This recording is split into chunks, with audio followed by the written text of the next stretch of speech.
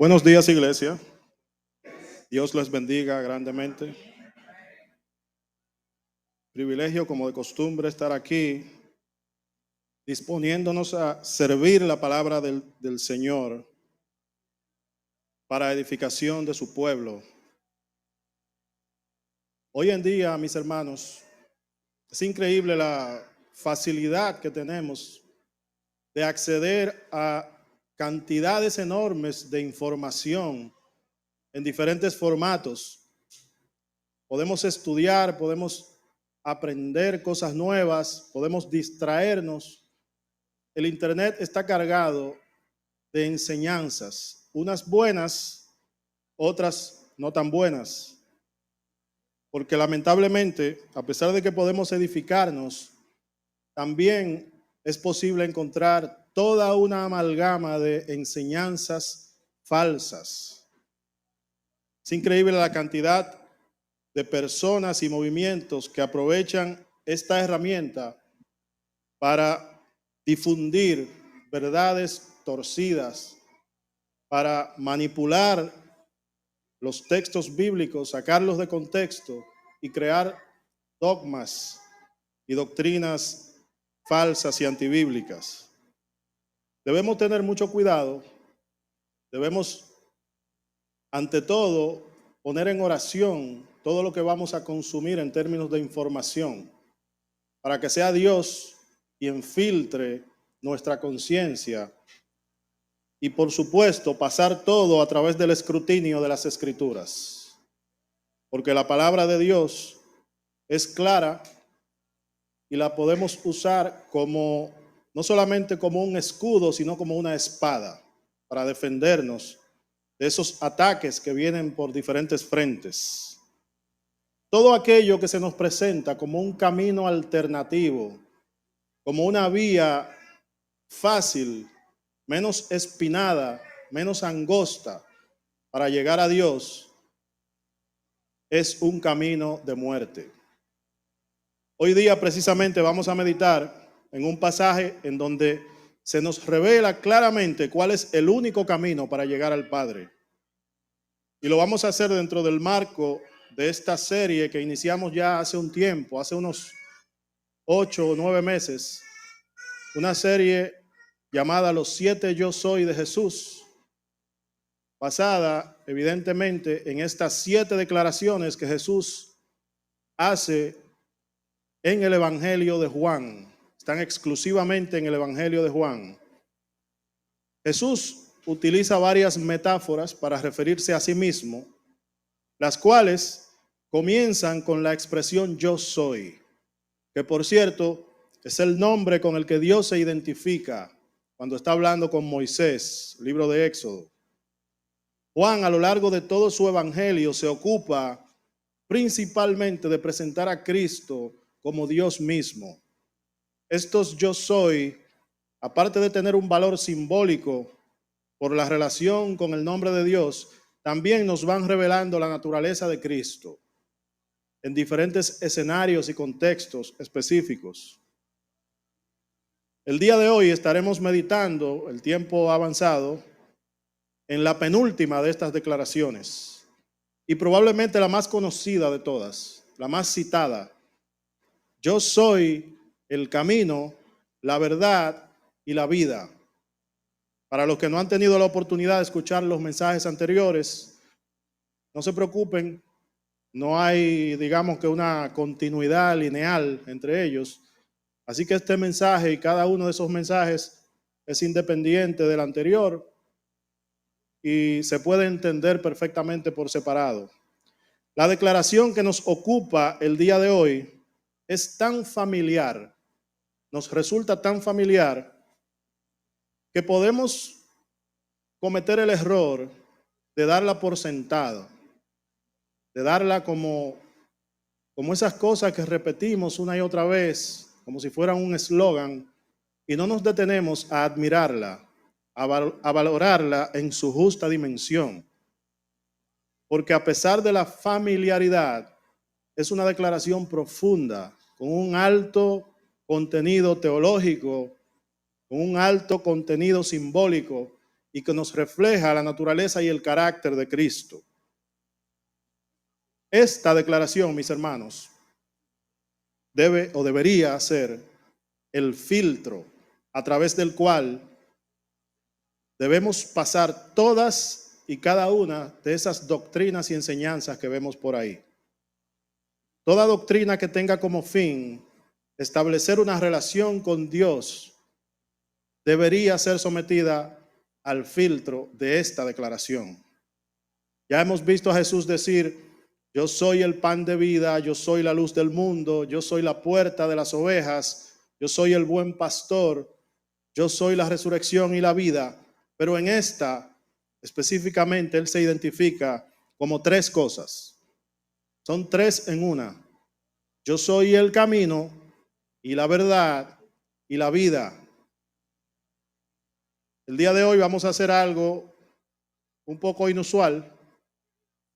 Voy a leer el texto, luego iremos al contexto y luego regresaremos al texto y lo leeremos con otros ojos, con una visión y una conciencia más informada. De paso nos servirá para apreciar el valor del contexto.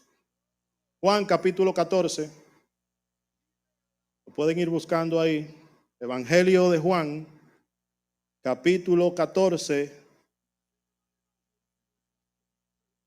al mismo inicio de ese capítulo. Vamos a leer del versículo 1 hasta el 6 ahora.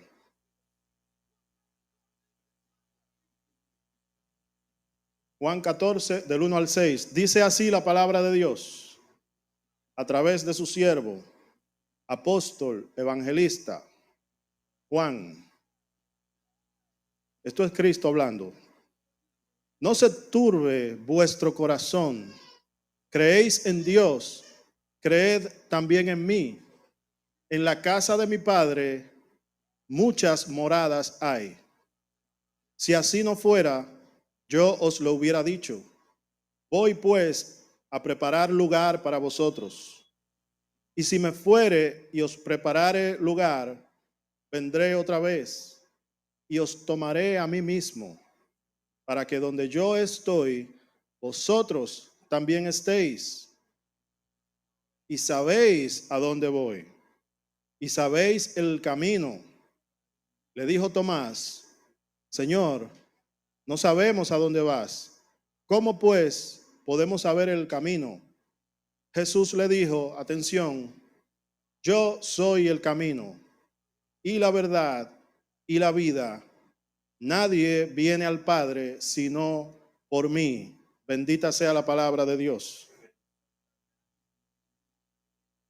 Señor, ponemos en tus manos este mensaje. Te damos gracias por permitirnos ser instrumento de testimonio para tu pueblo. Señor, permite que este mensaje ilumine las conciencias, los corazones, que sea de edificación para tu iglesia y para las personas que nos rodean. En Cristo Jesús. Amén. Esta conversación se da en el contexto de la última cena. Esa cena de Pascua, bastante conocida, que Jesús tiene con sus discípulos en el aposento alto y que Juan, que es un evangelio especial, dedica 5 capítulos a esta cena, a ese contexto de la última cena. Aquí vemos a Jesús consolando a sus discípulos. Él empieza diciendo: no se turbe vuestro corazón. Es una expresión de consuelo, pero deberíamos preguntarnos, ¿por qué está consolando a los discípulos? Justo al inicio de este pasaje, justo al inicio del capítulo, Él los está consolando. Bueno, para entender el por qué, es necesario saber qué fue lo que se habló antes de este pasaje, antes de este capítulo. Lo que sucede es que, como ya notaron, este pasaje da inicio al capítulo 14.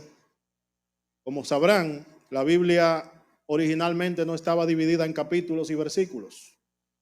La Biblia completa, como la conocemos, se dividió en capítulos y versículos así, de manera terminada, en el siglo XVI.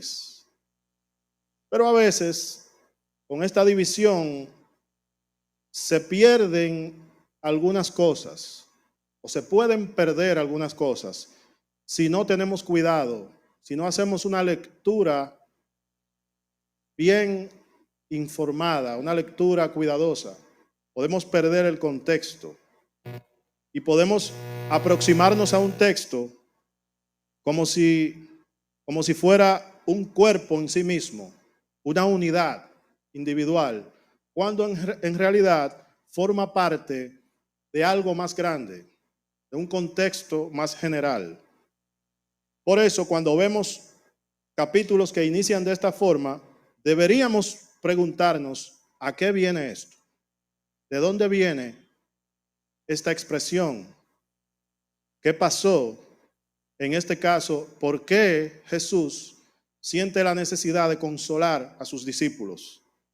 En el capítulo anterior, podemos verlo ahí brevemente, no lo vamos a leer completo por razones de tiempo, pero vamos a buscar como referencia 3 partes específicas del capítulo 13 que nos van a dar una idea de qué fue eso que perturbó la paz de aquella cena y que llevó a Jesús a consolar a sus discípulos.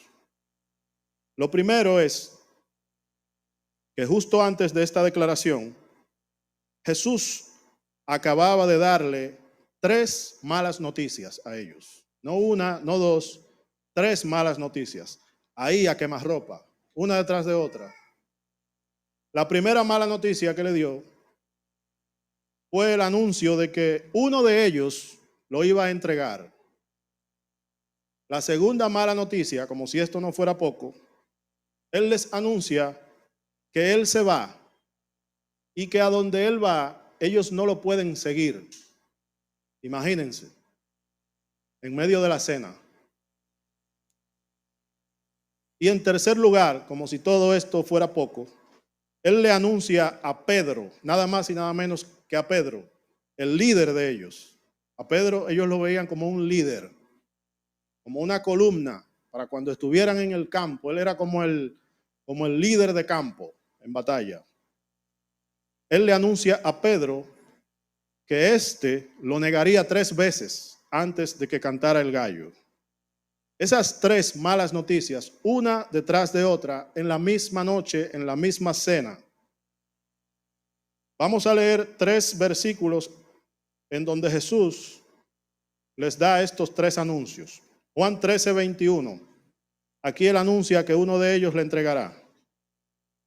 Habiendo dicho Jesús esto, se conmovió en espíritu y declaró y dijo: de cierto os digo, que uno de vosotros me va a entregar. Versículo 33. Jesús les anuncia no solamente que se va, sino que a donde él va ellos no lo pueden seguir. Hijitos, aún estaré con vosotros un poco. Me buscaréis, pero como dije a los judíos, así os digo ahora a vosotros: a donde yo voy, vosotros no podéis ir. Y la cosa se complica aún más. Versículos 37 y 38 del mismo capítulo 13. Le dijo Pedro: Señor, ¿por qué no te puedo seguir ahora? Mi vida pondré por ti. Jesús le respondió: ¿tu vida pondrás por mí? De cierto te digo, no cantará el gallo sin que me hayas negado 3 veces. Ahí entonces, mis hermanos, todo se convierte en silencio. Uno de esos silencios incómodos por los que todos hemos pasado cuando nos dan una mala noticia, un diagnóstico, un despido en el trabajo, una ruptura de una relación. Esos silencios incómodos que uno quisiera que ocurra algo, lo que sea, para que nos saque de esa situación tan embarazosa y tan comprometedora. Las manos tiemblan, las palabras se trenzan en nuestra garganta, la incertidumbre se apodera de todo nuestro ser. Así estaban ellos. ¿Cómo es posible, maestro, que después de todo lo que pasamos, después de verte dividir, después de verte reproducir los alimentos, alimentar las multitudes, calmar las tempestades, sacar fuera demonios, resucitar a los muertos, ¿cómo es posible que después de todo eso, después de tanto que nos has hablado del reino, ahora te vas y dices que no te podemos seguir? ¿Qué pasará ahora? ¿Qué pasará con el reino? ¿Qué será de nosotros? Si pudiéramos describir en una sola palabra lo que sentían sus discípulos en ese momento, diríamos que estaban turbados. Ahora pasemos la página, vamos al capítulo 14 otra vez y vamos a leer nuestro pasaje nuevamente. Yo les aseguro que esta vez lo vamos a entender mejor y vamos a sentir esa angustia de los discípulos. Capítulo 14. Jesús rompe ese silencio incómodo y procede a consolarlos como solamente Él sabe hacer. No se turbe vuestro corazón.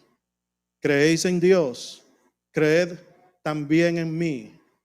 En la casa de mi Padre muchas moradas hay. Si así no fuera, yo os lo hubiera dicho. Voy pues a preparar lugar para vosotros. Y si me fuere y os preparare lugar, vendré otra vez y os tomaré a mí mismo, para que donde yo estoy, vosotros también estéis. Y sabéis a dónde voy, y sabéis el camino. Le dijo Tomás: Señor, no sabemos a dónde vas. ¿Cómo pues podemos saber el camino? Jesús le dijo: yo soy el camino y la verdad y la vida. Nadie viene al Padre si no es por mí. Bendita sea su palabra. ¿Ven lo diferente que se siente leer un pasaje conociendo el contexto? Con esas tres declaraciones tan perturbadoras que Jesús les da en el capítulo 13, nosotros casi podemos sentir esa incertidumbre. Pero aquí Jesús le está diciendo: no se turben. Y de repente empieza a aclarar una a una esas dudas. Él les había dicho que se iba y que a donde él iba ellos no podían seguirlo. Bueno, pues aquí él procede a aclarar, a decir: bueno, yo me voy, pero a lo que yo me voy es a preparar lugar para ustedes. Yo me voy a donde mi Padre y ahí hay muchas moradas. Yo voy a asegurarme de que haya lugar para ustedes. Y adivinen qué, después que yo me vaya, volveré y los llevaré conmigo. Porque él no les había dicho que nunca más estarían con él. Él simplemente les dijo que a donde él iba no lo podían seguir en ese momento. Tomás es un caso especial. Tomás se parece mucho a Pedro en algunos aspectos. Tomás es como un Pedro más depurado, con un poquito más de capacitación, digamos, humanamente hablando. Pero en lo impulsivo, en decir lo que pensaba, en decirlo y después pensarlo, en eso se parecía a Pedro. Tomás hace la pregunta del millón aquí. Gracias a Tomás. Ok, maestro, ya te entendimos bien. Hasta aquí. Tú te vas a ir. A donde vas, no te podemos seguir ahora en este momento porque tú estarás preparando lugar para nosotros. Estoy tratando de parafrasear. Luego volverás y nos llevarás contigo. Pero, maestro, ¿para dónde es que vamos? ¿Dónde es ese lugar? La pregunta de Tomás tiene sentido porque Jesús afirma en el versículo 4, ahí mismo, si lo pueden ver, que ellos ya saben a dónde Él va. Y no solamente que ya saben a dónde va, sino que ya saben el camino para llegar ahí. Tomás hace memoria de todo lo que su maestro le ha enseñado a lo largo de estos 3 años y dice, no, pero Él no nos ha enseñado eso. Y reacciona inmediatamente y dice, Señor, no sabemos a dónde vas. ¿Cómo pues podemos saber el camino? Jesús ahí mismo responde a una pregunta literal con una metáfora. Responde, yo soy el camino y la verdad y la vida. Nadie viene al Padre sino por mí. Con esa declaración les dice cuál es el camino y cuál es el destino al que conduce ese camino. El camino evidentemente es Jesús y el lugar a donde conduce ese camino es a la presencia del Padre. No es la primera vez, hermanos, que Jesús utiliza la metáfora de un camino que lleva a la salvación o a la vida eterna o a la presencia del Creador. No es la primera vez. Por ejemplo, en Mateo 7:14, pasaje muy conocido, dice, porque estrecha es la puerta y angosto el camino que lleva a la vida, y pocos son los que la hallan. Esa metáfora de la puerta estrecha y el camino estrecho se entrelaza maravillosamente con los yo soy de Jesús. Por eso, personalmente, a mí me fascina el Evangelio de Juan. El Evangelio de Juan es, aparte de que es palabra de Dios inspirada, en términos de literatura es una obra maestra. Como recordarán, Jesús ya se había identificado a sí mismo en uno de los yo soy como la puerta. ¿Recuerdan? Yo soy la puerta de las ovejas. Ahora, Él se revela a sí mismo como el camino, como ese camino que está detrás de esa puerta. Aquellos que hemos decidido entrar por la puerta, por esa puerta, la puerta estrecha, y seguir ese camino que es un camino angosto y espinado, estamos caminando en Cristo. Cristo es nuestro guía, es nuestro consuelo en medio de la turbación. Y este camino estrecho, hermanos, este camino de espinas, de tropiezos, de burla, de rechazo, este camino nos conducirá a la presencia de nuestro Padre Celestial y lo veremos tal como Él es. Tomás reclama queriendo saber literalmente hacia dónde Él va y cómo se llega a ese lugar. La pregunta de Tomás es literal. Pero Jesús responde no literalmente, sino con 3 metáforas. Él les acaba de decir que en la casa de su padre hay muchas moradas. Él entendió que eso es un lugar específico, un lugar literal, y que Él irá a preparar lugar para ellos allí.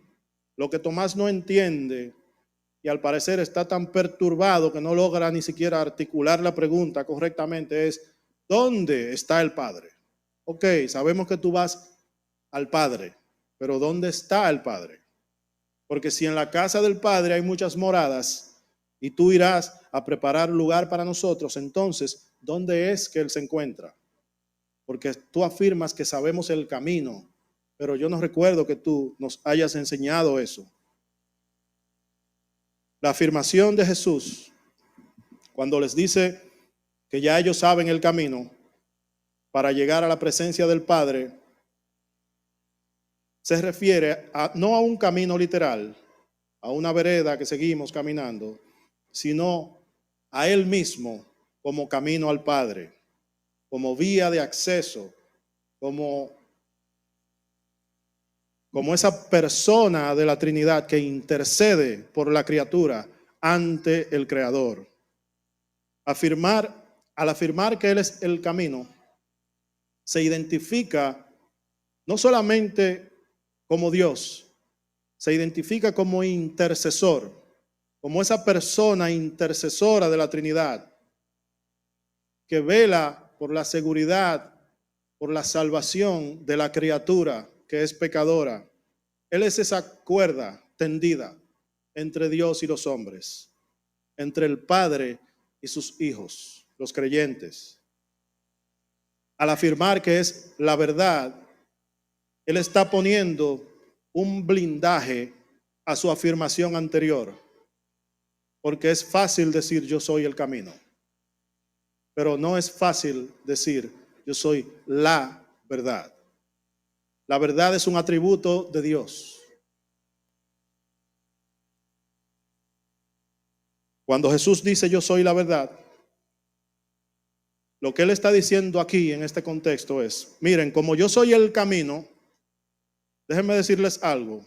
Aparte del camino, yo también soy el único camino que alberga en sí mismo la esencia de la verdad, que es lo mismo que decir, yo soy el único camino verdadero, porque yo soy la verdad. No es que mi afirmación tiene un valor de verdad, es que yo soy la verdad. Todo lo que es verdad proviene de mí, incluyendo el hecho de que yo soy el camino. Por si acaso alguien quisiera confundirles en algún momento, diciéndoles que Él es el camino, o que Él es un camino, o un camino más fácil, o un atajo para llegar al camino. De hecho, hermanos, aún en nuestros días hay sectas, hay grupos que se presentan y nos plantean que existen otras vías para llegar a Dios, que se presentan ellos mismos a veces como vicarios, como intermediarios entre Dios y los hombres. Debemos tener cuidado, hermanos. Debemos someter todas esas enseñanzas al escrutinio de la palabra. Jesús sabía esto. Jesús sabe que muchos se presentarían afirmando ser un camino alterno, un camino más fácil para llegar a Dios, pero Él les aclara que Él es la verdad. Y esa verdad a la que Él se refiere es un atributo de Dios.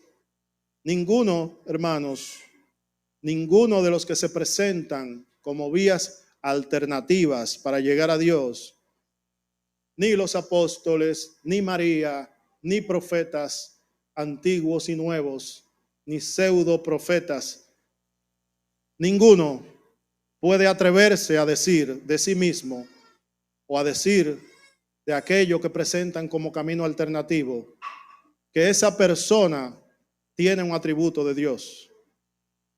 Jesús es el único que tiene la facultad para presentarse como el camino y a la vez atribuirse a sí mismo una de esas perfecciones de Dios, porque Jesús es Dios. Pero Jesús no se conforma con decir que Él es el camino y que Él es la verdad. Él también les dice, o más bien les recuerda, que Él también es la vida. Ya Él lo había dicho. Si estuvieron aquí en el mensaje anterior, y ahora sí conectamos, Él les había dicho, o Él había dicho realmente, yo soy la resurrección y qué, y la vida. ¿Lo recuerdan? Pero también deberíamos recordar que eso Él no se los dijo a ellos directamente. Él se lo dijo ¿a quién? A Marta, la hermana de Lázaro. Fue una conversación con Marta en privado. Pero aquí Él está con los discípulos, con aquellos que serán la zapata de la iglesia. Ellos serán esa semilla que se sembrará, de la cual brotaría la iglesia, de la cual nosotros somos parte. Ellos debían saber esto. Y Él tenía que asegurarse de que ellos supieran esta verdad. Aquí Él le está hablando a sus discípulos y se revela a sí mismo como el camino para llegar al Padre. Está dejando claro que Él es el único camino en tanto que es el único camino que alberga en sí mismo el atributo divino que es la verdad. Y como la vez anterior estaba hablando con Marta, y es posible que a alguno de ellos no le hubiese quedado bien claro esto, ahora él también les aclara que él es la vida, porque él es Dios. Dios alberga en sí mismo la esencia de la verdad y la esencia de la vida. Nadie, absolutamente nadie, en la historia de la humanidad puede ni podrá decir esto. El mismo Evangelio de Juan, en su primer capítulo, dice, en él estaba la vida, Juan 1:4, y la vida era la luz de los hombres. Muchos han dicho y muchos seguirán diciendo ser el camino para llegar a Dios. Pero yo les aseguro algo. Ninguno de esos que afirman ser un camino alternativo o el verdadero camino puede crear vida a partir de la nada. Ninguno de esos puede resucitar a una persona que ya haya fallecido físicamente. Y mucho menos podrá darle vida eterna a una persona que esté muerta espiritualmente. Solo Dios puede hacer eso. Y como Jesús es Dios, Él puede hacerlo y se ocupó de demostrarlo con hechos durante su ministerio. Y en ese momento, en el aposento alto, que ya su ministerio terrenal estaba a punto de llegar a su fin, Él se asegura de recalcarlo. Este es como el examen.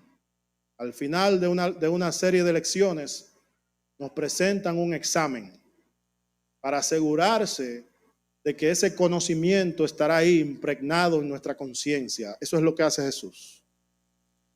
Luego de que Jesús se identifica como el camino, la verdad y la vida, Él sigue hablando, la conversación continúa. No vamos a verla completa, pero vamos a ver un poquito más. Juan 14, ahí mismo, versículos 7 al 9. Dice así: si me conocieseis, también a mi Padre conoceríais, y desde ahora le conocéis y le habéis visto. Felipe dijo: Señor, muéstranos al Padre y nos basta. Jesús le dijo: ¿tanto tiempo hace que estoy con vosotros y no me has conocido, Felipe? El que me ha visto a mí ha visto al Padre. ¿Cómo pues dices tú, muéstranos al Padre? Toda la explicación de Jesús, aclarándoles que el lugar a donde él iba es a la casa del Padre, a preparar lugar para ellos, porque Él es el camino y Él es la verdad y Él es la vida, y que nadie llega al Padre si no es a través de Él. Y que además agrega que si lo conocen a Él, ya conocen al Padre. Al parecer no fue suficiente. Todavía no se entiende bien. Esta vez no es Tomás el que habla, sino Felipe, preguntándole: ok, muéstranos al Padre, y con eso nos basta. Jesús, lleno de amor, les reprocha, pero lo hace dulcemente. Tanto tiempo hace que estoy con vosotros y todavía no me has conocido, Felipe. El que me ha visto a mí, ha visto al Padre. Eso es un misterio, hermanos. Es fácil señalar a Felipe, decir, wow, pero qué duro, qué cabeza más dura, porque él no entiende.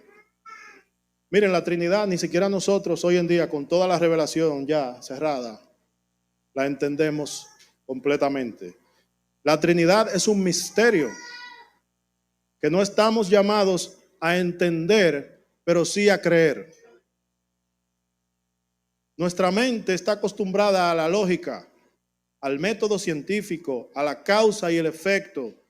No concibe la idea de que una misma entidad pueda tener tres personas sin dejar de ser una misma esencia. En la lógica humana, en la lógica de los científicos, de los investigadores, de aquellos que han dedicado su vida a estudiar los fenómenos de la naturaleza, en su lógica esto no cabe. No traten de explicárselo. con lógica. Para entender, para rasgar la superficie de este misterio, es necesario tener fe. La buena noticia es que no tenemos que entenderlo. Dios nos da esa fe para creerlo y con eso es suficiente. Felipe no entendía que el Padre y el Hijo solamente estaba hablando de dos personas de la Trinidad hasta ese momento. Pero para él eso era muy difícil de entender. Él no entendía que el Padre y el Hijo pudieran ser dos personas distintas porque, el Padre está allá en un lugar y el Hijo está aquí, yo lo estoy viendo. ¿Cómo es posible que viéndolo a Él, yo esté viendo al Padre? Eso no tiene sentido. Y todavía Jesús no le ha hablado del Espíritu Santo. Ahí se le complicaría más el asunto. Pero Él lo hace. Más adelante, ahí mismo, la misma conversación. Vamos a leerlo rápidamente, solamente para cerrar el círculo. Ahí mismo en Juan 14, que es también un pasaje que pone ahí en evidencia la Trinidad, Jesús le habla del Espíritu Santo. Juan 14, 25 y 26. Os he dicho estas cosas estando con vosotros, mas el Consolador, el Espíritu Santo, a quien el Padre enviará en mi nombre, Él os enseñará todas las cosas. Tranquilos, ustedes no tienen que entender ahora. Él os enseñará todas las cosas y os recordará todo lo que yo os he dicho. Amados, Jesús es el camino que nos llevará a la presencia del Padre. Él es la verdad, porque Él es la fuente de donde brotan todas las verdades conocidas y por conocer. Él es la verdad absoluta. Es como un manantial que brota de sí mismo. Él no tuvo un origen, nadie lo creó. Él siempre ha sido, es y será lo mismo. Él no cambia, no se complementa. Si Él es la verdad, Él siempre ha sido la verdad. Por ende, la verdad es eterna y trasciende a nuestro entendimiento, va más allá de nuestra comprensión. Todo lo que es verdad viene de Dios. Todo lo material, lo inmaterial, todo nuestro conocimiento, todo lo que podemos entender como verdadero, depende de Él. Porque si entendemos que algo es verdadero, es porque sabemos que la verdad existe y Cristo es la verdad. Y Jesús es la vida, porque alberga en sí mismo la esencia de la vida. Él es la fuente de la vida misma, porque antes de la creación del mundo, ya Él existía en toda su plenitud. Antes de crear el mundo, Él ya tenía todos sus atributos, incluyendo la vida misma. Antes de existir los seres vivos, Él era la vida. Y Él nos ha dado a nosotros no solamente la vida física, sino que por su sacrificio en la cruz, también hemos recibido la vida eterna. Hemos recibido, ya la recibimos. No es que la recibiremos, es que ya la recibimos desde antes de la creación del mundo. En conclusión, mis hermanos, en este mundo son muchos los caminos que se nos presentan como vías alternativas para llegar a Dios. Pero solo uno es el camino verdadero que lleva al Padre y ese es Jesucristo. Y Cristo es el camino verdadero porque Él es la verdad. Y como dice en Colosenses 2:9, en Él habita corporalmente toda la plenitud de la deidad. En pocas palabras, en buen dominicano, Jesús es Dios, por si acaso queda alguna duda. Toda la plenitud de la deidad habita en Él, incluyendo, pero no limitado a, la vida. Yo soy el camino, la verdad y la vida. Nadie llega al Padre si no es por mí. Toda enseñanza, hermanos y amigos, que les sea presentada con el fin de llegar hasta Dios, debe pasar por el filtro de esta declaración de Cristo. Miren, hermanos, siempre ha habido muchas religiones en diferentes culturas y regiones del mundo: budismo, taoísmo, hinduismo, islam, etc. Es evidente que estas religiones no aceptan a Jesús como el único camino. Pero lo más preocupante no es eso. Lo más preocupante son personas que se dicen ser cristianas y que sin embargo le quitan a Jesús su exclusividad como único camino al Padre. En Mateo 7, rápidamente, Mateo 7, versículos 22 y 23, quisiera que lo leamos juntos porque esa es la declaración más aterradora de Jesús. Una declaración que está llamada a hacernos temblar. Mateo capítulo 7, versículos 22 y 23, bastante conocida. Dice así Jesús: muchos me dirán en aquel día: Señor, Señor, ¿no profetizamos en tu nombre? Y en tu nombre echamos fuera demonios, y en tu nombre hicimos muchos milagros. Y entonces les declararé: nunca os conocí, apartaos de mí, hacedores de maldad.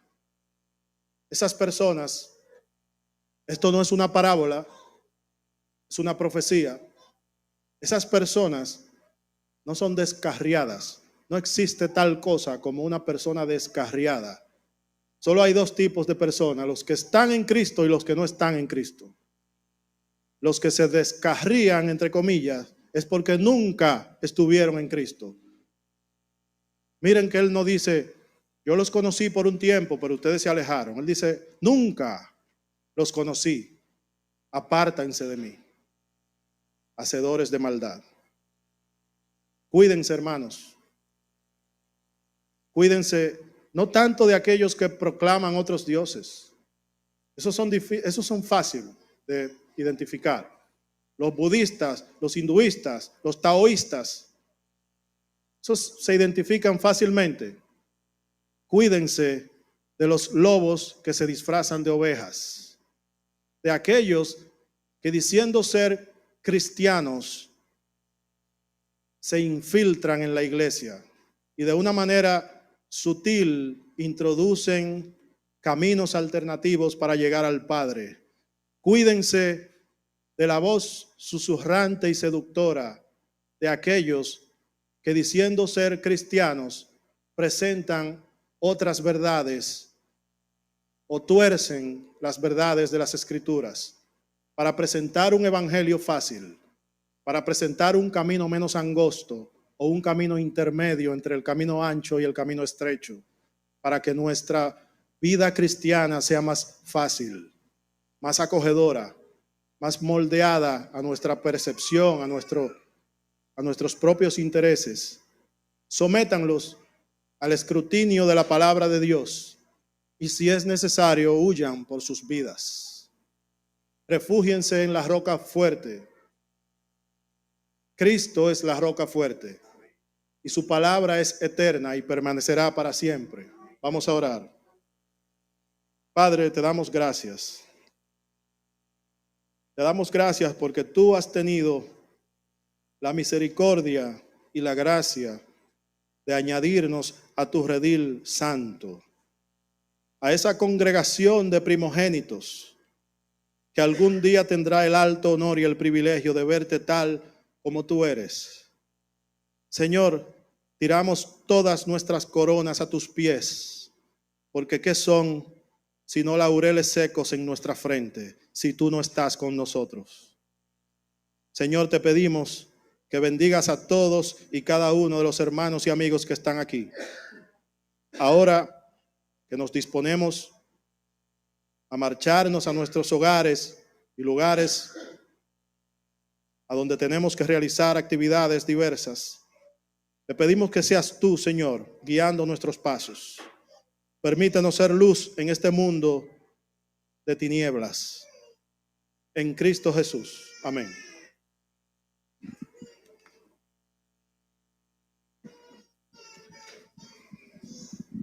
Gracias, Edward. Que Dios te bendiga.